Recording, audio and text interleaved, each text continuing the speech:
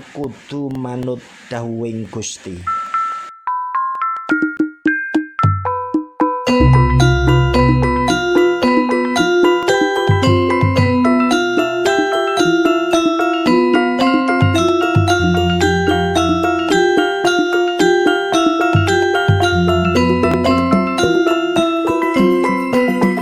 Assalamualaikum warahmatullahi wabarakatuh.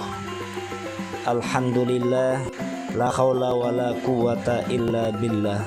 Allahumma sholli ala Muhammad wa ala alihi wa ashabihi ajma'in wa man tabi'ahu bi ihsanin illa yaumiddin. Amma ba'du, dalam kehidupan ini keseimbangan hablum minallah wa hablum minannas itu harus ada. Sebab keseimbangan ini menunjukkan bahwa diri kita antara jiwa dan raga itu pun harus imbang. Maka ada pepatah di dalam falsafah Jawa dikatakan, tresno sejati iku ora mung manut rasa, nanging kudu manut dawuhing Gusti. Cinta sejati itu bukan hanya mengikuti rasa, tapi harus tunduk pada perintah Allah Tuhan semesta alam. Sebentar lagi di bulan Dzulhijjah, peristiwa yang sangat besar yang memberi suri toladan bagi kehidupan, makna tentang kecintaan diri manusia dengan Allah dan cinta seorang manusia terhadap keluarga. Ini bagaimana di dalam proses menyeimbangkannya itu, yaitu peristiwa Nabi Ibrahim alaihissalam, Siti Hajar dan Nabi Ismail alaihissalam dalam peristiwa kurban. Kurban dimaknai taqarrub, mendekatkan diri kepada Allah Subhanahu wa taala. Sehingga kalau dalam bahasa qarruba yaqrabu kurbanan, yang artinya adalah mendekat. Jadi makna bahwa diri kita menunjukkan tresno sejati iku ora ming manut rasa, nanging kudu manut tunduk dawuhing Gusti. Maka kurban adalah simbol diri kita mendekatkan diri kepada Allah Subhanahu wa taala, tunduk terhadap perintah-perintahnya. Maka kurban adalah simbol kerelaan hamba untuk mendekatkan diri kepada Allah dengan mengorbankan hal yang Dia cintai. Kita bayangkan 86 tahun menanti momongan seorang bayi, kemudian ditinggal untuk berdakwah, kemudian lama tidak berjumpa, begitu berjumpa Allah memberikan rasa untuk mengetahui sejauh mana cintanya, sejauh mana perintah Allah dilaksanakan oleh Nabi Ibrahim alaihissalam. Maka ketika mengorbankan hal-hal yang dicintai, itu tidak semudah teori, tetapi butuh pengorbanan, baik secara pikir, hati, dan perbuatan. Terutama di era sekarang ini, era hedonisme, di mana manusia itu lebih suka mendekat pada kenikmatan dunia. Kurban mengajarkan untuk mendekat kepada Allah Subhanahu wa taala, bukan karena dorongan hawa nafsu, tapi dorongan melaksanakan perintah Allah Subhanahu wa taala. Sehingga menarik dalam kisah Nabi Ibrahim alaihissalam, Siti Hajar dan Nabi Ismail ketika memaknai tresno sejati iku ora mung manut rasa, nanging kudu manut dawuhing Gusti, yaitu tunduknya cinta kepada Allah di atas cinta kepada keluarga. Nabi Ibrahim rela meninggalkan Siti Hajar dan Ismail di padang lembah yang tandus, tidak ada tanaman dan tidak ada air, tetapi semua itu dilakukan karena Allah Subhanahu wa taala memerintahkan tentang hal itu. Ini sebagaimana diabadikan di dalam Al-Quran, surat As-Saffat ayat 99.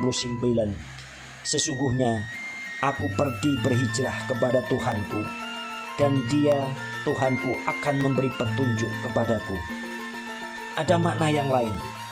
Dari sisi peristiwa keluarga Nabi Ibrahim alaihissalam, Siti Hajar dan Nabi Ismail alaihissalam, pengorbanan adalah bukti cinta yang hakiki, makna hakikat cinta kepada Allah.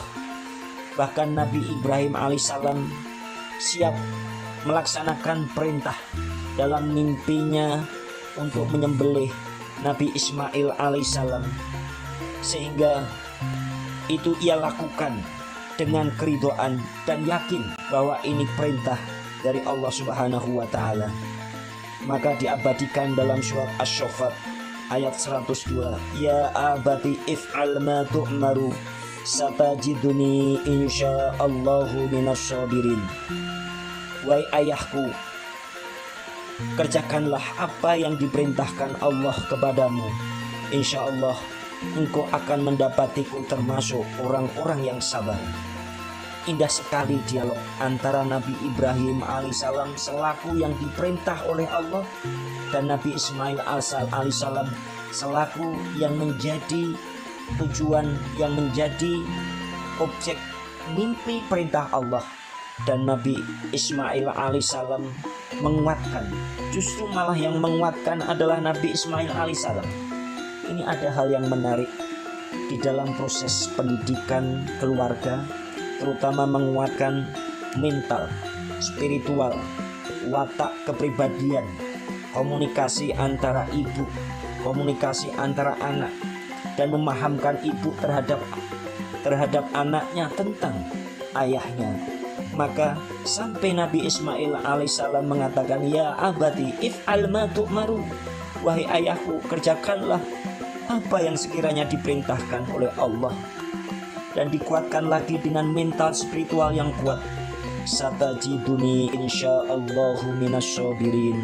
Insyaallah engkau akan mendapatiku ya ayah termasuk orang-orang yang sabar. Luar biasa dialog yang indah antara ayah dan anak ketika melaksanakan kecintaan kepada Allah semesta alam. Kemudian ada nilai perjuangan seorang wanita yang sholihah, Siti Hajar, sebagai teladan kesabaran dan tawakal. Sehingga ada makna seseorang itu tidak harus berhenti walaupun di padang tandus, tapi ikhtiar manusiawi. Siti Hajar melakukan dengan kesabaran dan ketawakalan sampai Siti Hajar di padang tandus yang tidak mungkin ada air, dan yakin Allah akan memberikan air itu sendiri. Tetapi Siti Hajar mencari, membuktikan kecintaan dalam tawakal ikhtiar manusiawi, berlari antara Safa dan Marwah, bukan karena panik, tapi itu karena ikhtiar dalam tawakal. Sekali lagi ikhtiar dalam tawakal. Sehingga dikatakan oleh seorang ulama, Fudail bin Iyad rahimahullah ta'ala mengatakan, tawakal bukan berarti meninggalkan sebab, tapi tetap berusaha sambil yakin Allah yang maha memberi hasil itu sendiri. Subhanallah, menarik dalam hal ini. Sisi yang lain, ketika anak soleh adalah buah dari pendidikan cinta dan iman yang kokoh. Nabi Ismail tidak hanya anak yang patuh, tapi teladan dari keturunan yang disiapkan untuk tugas kenabian. Sehingga Ibnu Qayyim rahimahullah ta'ala mengatakan, Ismail adalah anak yang dibentuk oleh didikan iman, maka ia menjadi pemuda sabar, soleh dan pemberani. Kemudian kurban adalah simbol dakwah dan keteladanan sepanjang zaman. Dari kisah teladan keluarga Nabi Ibrahim alaihissalam untuk dikenang. Sehingga ada hal makna spiritualitas di dalam kehidupan jiwa diri manusia, di dalam memaknai bahwa kehidupan itu di saat tresno sejati iku ora mung manut rasa, nanging kudu manut dawuhing Gusti, sebagaimana yang sudah dilakukan keluarga Nabi Ibrahim alaihissalam beserta istri tercinta Siti Hajar dan putranya Nabi Ismail alaihissalam yang mempunyai satu visi, laksanakaken dawuhing Gusti, melaksanakan perintah Allah dengan sami'na wa atokna.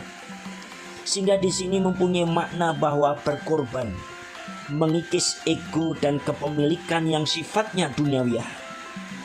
Maka korban berarti menyembelih sebagai simbol membunuh ego dan kelekatan pada materi dan benda. Begitu juga ketika Nabi Ibrahim alaihissalam, saat-saat yang dinanti adalah seorang anak. Maka ketika melekat dalam rasa rindu dan cinta, tiba-tiba Allah supaya untuk melupakan dan melepas dalam bentuk mimpi, maka membunuh ego dan melekatkan pada materi itu harus dihilangkan dalam konteks dawuhing Gusti. Harta yang dikorbankan adalah simbol melepaskan keterikatan dunia dan tunduk pada nilai langit. Terutama pada era pragmatis yang sekarang ini, era yang perlu modern, penuh dengan modern, dan era yang penuh dengan sesuatu itu hitungannya untung dan rugi secara materi. Tapi berkorban mengajarkan bahwa tidak semua yang berharga harus dihitung dengan logika dunia, tapi juga hitungan logika cinta, iman, dan takwa kepada Allah. Ada sisi menarik juga dari pelajaran kisah keluarga Nabi Ibrahim alaihissalam dalam melaksanakan dawuhing Gusti, sami'na wa atokna, dalam melaksanakan perintah Allah subhanahu wa ta'ala, yaitu membentuk pendidikan rohani dan sosial, sehingga melatih kepekaan sosial, menumbuhkan empati terhadap sesama, terutama kepada fakir dan miskin. Terutama di era modern, di mana gaya hidup individualisme, korban inilah yang menumbuhkan kesadaran bahwa hidup ini bukan hanya soal aku, tetapi bicara tentang kita dan untuk kita semua. Maka di dalam korban merupakan simbol totalitas di dalam ketaatan, terutama adalah ketika meneladani kisah Nabi Ibrahim alaihissalam dan Nabi Ismail alaihissalam secara totalitas menyerahkan diri pada perintah Allah subhanahu wa ta'ala tanpa syarat apapun, tanpa kompromi apapun, sehingga korban itu adalah menegaskan bahwa antara nilai moral menjadi satu dalam ketaatan mutlak kepada Allah subhanahu wa ta'ala. Maka hal yang menarik bahwa dengan melaksanakan dawuhing Gusti ini merupakan tingkatan cinta tertinggi, karena memiliki akar kata kedekatan mahabbah, cinta kepada Allah, cinta yang sesungguhnya, sehingga kadangkala dilema hidup antara cinta kepada Allah itu dibenturkan dengan cinta kepada siapapun dan apapun. Maka disinilah bahwa sifat-sifat spiritualitas dari korban ini adalah supaya kita menjadi orang yang bertanggung jawab, tidak hanya pada sisi yang terlihat oleh manusia, tidak hanya yang terlihat secara materi, tetapi ada dimensi yang sangat kuat, yaitu cinta kepada Allah, dan akan berdampak pada kinerja, pada profesionalitas, pada integritas yang bagus, sehingga kesaksian yang tertinggi adalah kesaksian pada Allah subhanahu wa ta'ala.